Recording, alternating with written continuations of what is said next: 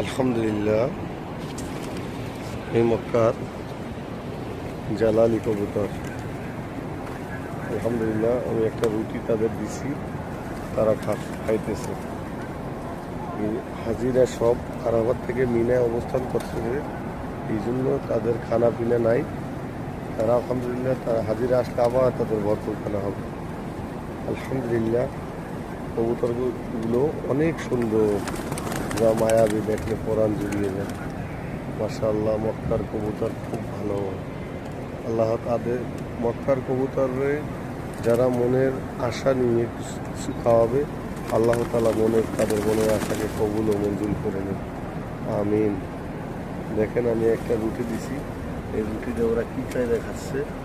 আল্লাহ, ওরা বহুত ক্ষুধার্ত, ওদেরকে বহুত কবুতরকে গম দিতে হয়, অর্থাৎ গমের বলে দেশে আরবিতে বলে ডানা।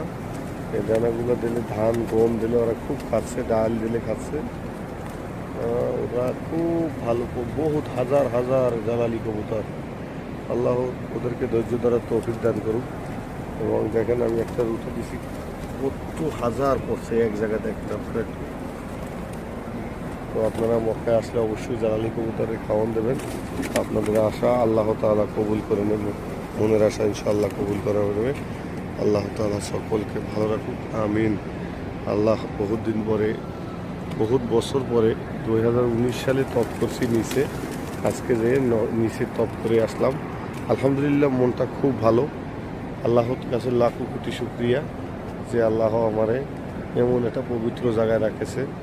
হয়তো আল্লাহ খুবই ভালো। হয়তো আমি আমার মার গর্ভে জন্ম নিয়েছি, এই উপলক্ষে আল্লাহ তাআলা আমার মায়ের দোয়াতে আমি আসা ইনশাআল্লাহ মক্কার কাজকাম করতেছি।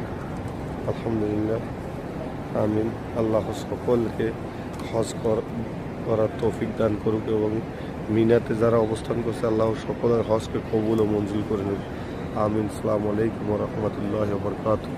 যারা আমার ভিডিওটা দেখবেন, প্লিজ একটা করে শেয়ার করুন এবং মক্কা আসার তৌফিক দান করুন, আমিন।